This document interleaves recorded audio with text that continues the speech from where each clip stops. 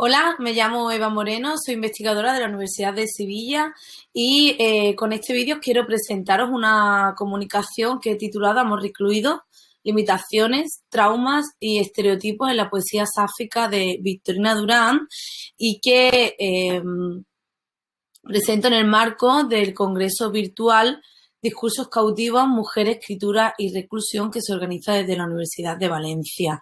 Antes de comenzar, de pasar a mi comunicación, me gustaría agradecer a Purificación Mascarell y a Verónica Zaragoza por organizar actividades con esta dinámica y con esta temática sobre todo, y también por aceptar mi comunicación. Ahora sí, empezamos. Lo primero sería adentrarnos un poquito en la figura de la que os quiero hablar, que es Victorina Durán. Nace y muere en Madrid de 1899 a 1993 y es una artista multidisciplinar que se la conoce sobre todo por su trayectoria en la renovación teatral en torno a compañías como la de Margarita Xirgu, tanto en la Segunda República como en su exilio en Argentina. Sin embargo, la faceta de la que os quiero hablar en esta conferencia es una faceta inédita y se trata de todo el corpus poético que todavía permanece inédito de esta artista.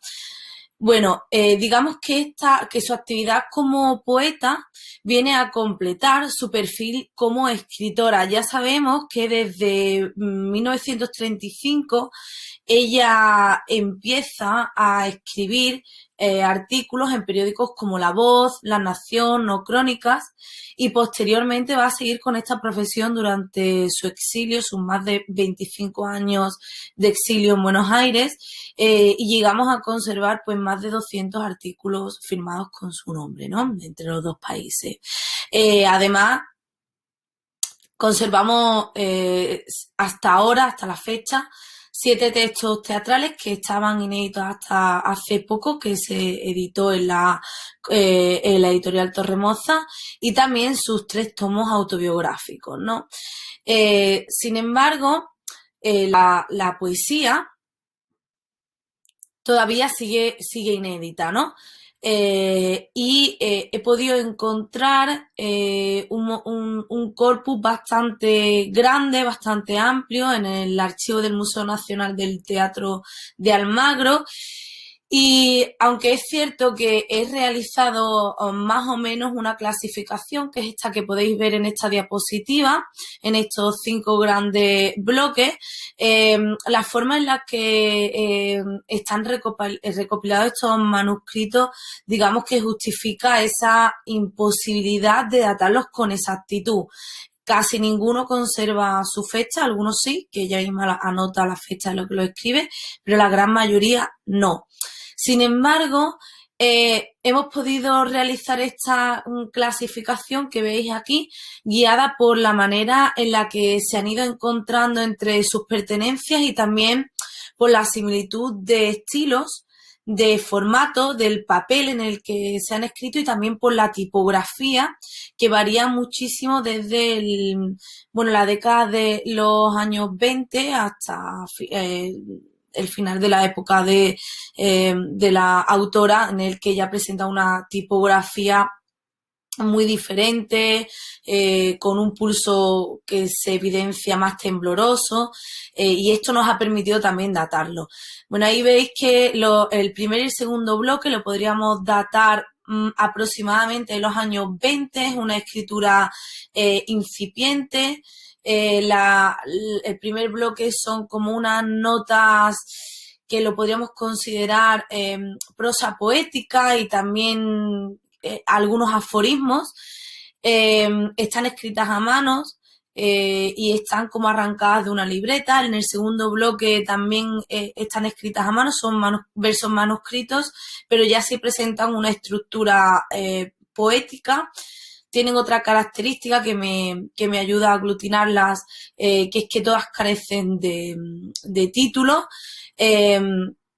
La tercera clasificación que he realizado, pues son los primeros versos manuscritos que he podido encontrar, que se correspondería más o menos a la época entre 1930, a partir de 1930, que es cuando la autora tiene su propia máquina de escribir. Y bueno, también hemos podido contrastarlo con otros escritos que sí están datados, ¿no? Entonces, más o menos este tercer bloque sería de la década de los 30 a principios de los 40. El cuarto bloque, que titulado Poesía del exilio, encontramos un cuaderno que sí está datada por la propia escritora en 1949. Están todos recogidos, muchos de ellos recogidos en este cuaderno, otros se han encontrado en diferentes pertenencias de la autora que se corresponden a la época del exilio, y aparte otros están datados por la propia escritora en la década de los 50. Por último, ese último bloque que os pongo, el quinto, sería la poesía de la transición democrática, en el que hay un cuaderno datado en 1976, dedicado a Miró y a los vanguardistas, donde hace precisamente con ese homenaje una escritura que nos recuerda a los caligramas con muchas onomatopeyas. Y bueno, encontramos algunos otros sueltos dedicados a Nati Mistral. Quizás de todo este corpus poético que presentamos, encontramos un vector genérico en estos versos, y es precisamente la temática, cuyo universo común será el amor, a excepción de algunos versos escritos durante la transición democrática y alguno que otro más. En total, de los 36 poemas que constituyen el corpus poético encontrado hasta ahora, 27 tienen una temática amorosa. Se percibe en ello una voz enunciadora que se manifiesta como un yo amante femenino que se va a dirigir a un tú lírico, la amada, ¿no? Entonces, lo que hemos encontrado es una de las pocas voces lésbicas que se pueden encontrar hasta la actualidad durante o anteriores a la guerra civil, ¿no?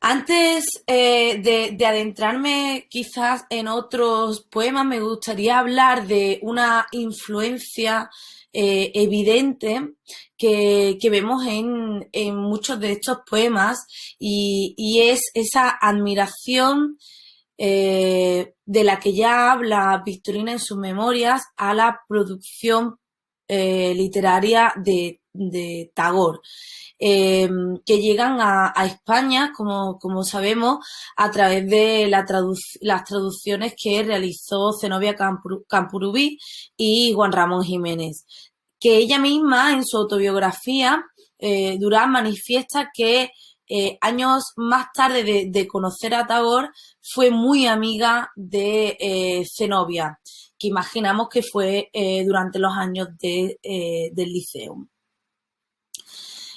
Como veis, bueno, la influencia de Tagore se nota en las notas que os he comentado, en la que ella cita directamente algunos poemas de Tagore para referirse a la amada o para contestar algunas preguntas de su amada, cuando no encuentra palabras propias para definir qué le está pasando, y cómo describir exactamente ese amor tan incomprendido por la sociedad. Bueno, ya recurre a Tagore, algunos de los versos los tenéis ahí escritos, de los que ella cita. Además se refiere a él como el poeta en mayúscula, no dice el nombre, solamente el poeta, ¿no?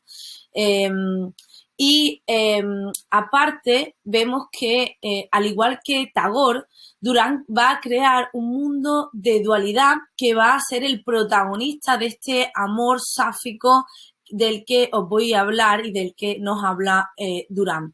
Hay una exploración continua sobre las formas de mantener relaciones homoeróticas sin que prevalezca un gusto amargo, que es el gusto que intenta dejar la sociedad con esa prohibición, con esa veta, ¿no?, hacia ese tipo de amor. Entonces, el rasgo más relevante que vincula la obra tagoriana con la de Durán es la proyección también de su propia psique en una escritura donde realiza un planteamiento sobre el tormento, la angustia, el dolor, la tristeza, pero donde sin embargo rezuma optimismo. El mundo está bien hecho, hay elementos de belleza, de orden, de equilibrio, y por lo tanto para Durán hay una estrecha relación entre vida y amor, como veremos más adelante con algunos de los poemas que os voy a poner como ejemplo.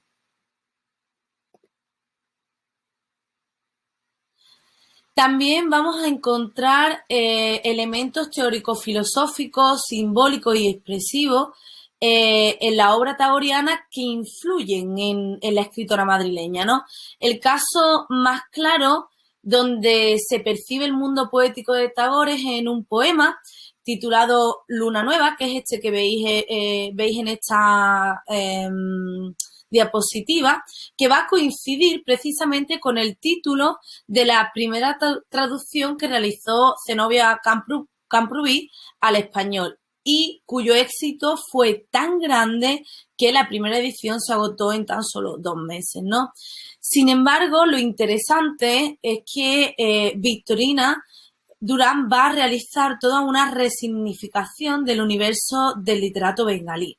Los 40 poemas que forman esta obra, Luna Nueva, de Tagore, se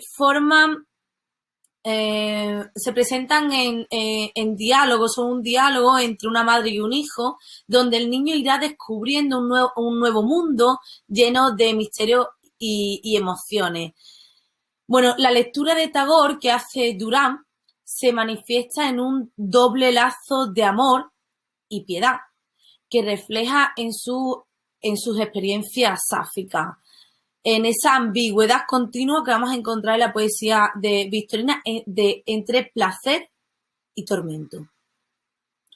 La luna nueva para Durán será también el símbolo de un nuevo ámbito que explorar y descifrar. El amor sáfico se va a presentar como un amor diferente, desconocido, incomprendido también, que va a causar sorpresas y emociones muy dispares en la amada. Una amada que va a tener que aprender a querer y a desear a una mujer y a descubrir que el hombre no es imprescindible ni necesario para formar una pareja, ¿no? Entonces vamos a ver un yo lírico femenino que va a acompañar en este proceso de aprendizaje a la amada asumiendo un papel de madre. Es muy interesante esta relación madre-hija porque es uno de los roles comunes que vamos a ver en escritoras como René Vivien o Virginia Woolf cuando describan el afecto hacia sus amantes, ¿no? Y vemos que se va a repetir también en la obra de Victorina. Bien, digamos que la amante va a dar continuos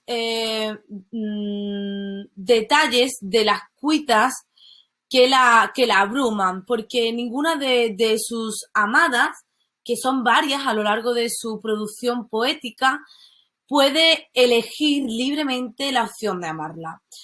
La heterosexualidad obligatoria, como la denominó Adrienne Rich, va a ejercer una opresión brutal sobre todas estas mujeres que van a aparecer en los versos de Durán. Son mujeres que están convencidas de que este tipo de afecto es pecaminoso y aberrante. Así lo describe Durán cuando afirma que son hechos que parecían avergonzarse de sí. Por lo tanto, el lesbianismo no se va a presentar ni se va a vivir como una preferencia sexual, porque los tú líricos que van a protagonizar estos versos se van a ver empujados continuamente hacia la heterosexualidad y por lo tanto van a rechazar el amor lésbico y se van a debatir continuamente entre este deseo de entregarse a su amada y el miedo que produce este tipo de amor, este tipo de afecto que no está aprobado por la sociedad.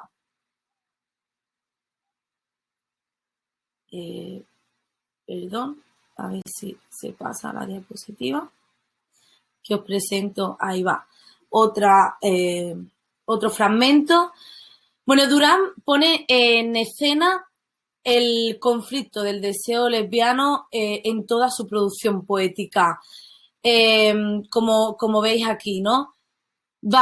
Este deseo va a provocar una renuncia al autocontrol y va a causar un desasosiego porque la identidad femenina tradicional se va a romper y esto produce también un sentimiento de desequilibrio y a veces también de confusión y de tormento. Bueno, con sus versos Durán va a expone, ¿no?, las circunstancias de discriminación que van a sufrir todas las personas que deciden aventurarse en este tipo de amor. Fijaos, soñé que me besabas y después quedé en soledad, quisiste con tu beso encender más mi amor y ahora siento muy juntos el placer y el dolor. Esta es la dualidad que se va a presentar continuamente en los poemas de Victorina Durán. Vamos a ver esa imposibilidad del encuentro, ¿no?, que os estaba comentando.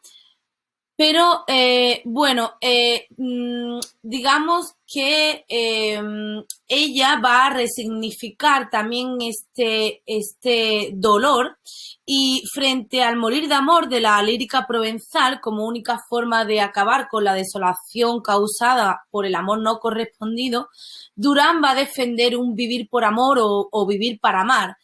Ella continuamente va a relacionar el amor con la vida, como veis aquí en este poema: vivir, siempre vivir y amar constantemente, besar en cada boca de mujer la nueva sensación de cada día, la emoción de sentir y de querer, gozar intensamente y no morir.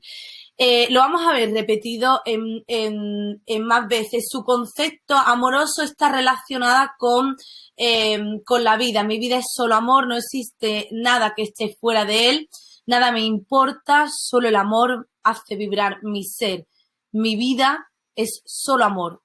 Tú, mujer, realizaste el milagro de hacer capaz a mi alma de gozar el dolor y sentir el placer. Fijaos que siempre antepone, ¿no?, estos dos sentimientos antagónicos que van a estar muy presentes por esto que os iba diciendo, todo el dolor que va a producir el rechazo de una mujer amada que no quiere someterse a ese punto de mira negativo al que la va a poner la sociedad y rechaza este amor que nunca va a ser duradero y a la misma vez ese placer que a Victorina le produce, ¿no?, este amor entre iguales, y esto ella lo dice constantemente, ¿no?, este amor entre iguales, que es lo que realmente la hace feliz y lo que la diferencia de sus experiencias anteriores, de las pocas experiencias que tuvo heterosexuales, ¿no? Entonces, Lo interesante también es que esta particular forma de glorificar y ensalzar las relaciones y el deseo lésbico va a rehuir de la fatalidad que envuelven normalmente las producciones literarias a principios del siglo respecto a la imagen de la lesbiana, ¿no? Ella la va a alejar de esa fatalidad y le va a dar esperanza, y optimismo. Bueno, para concluir, que estoy viendo que ya me paso del tiempo,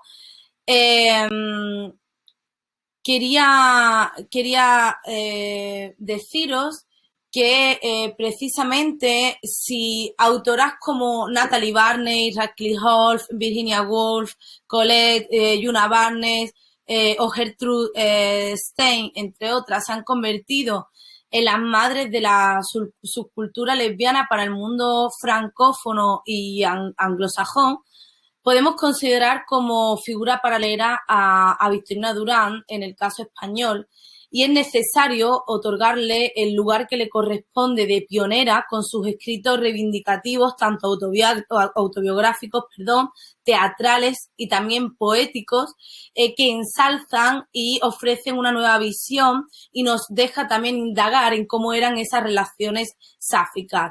Tenemos que reconocerla como lo que es, un icono sáfico y un referente cultural ineludible de la comunidad lésbica. Bueno, termino aquí mi ponencia. Muchísimas gracias por llegar al final de este vídeo. Os dejo mi contacto, mi correo electrónico y mi contacto a través de las redes sociales, Instagram y Facebook, por si tenéis alguna pregunta que me contactéis con facilidad. Muchísimas gracias.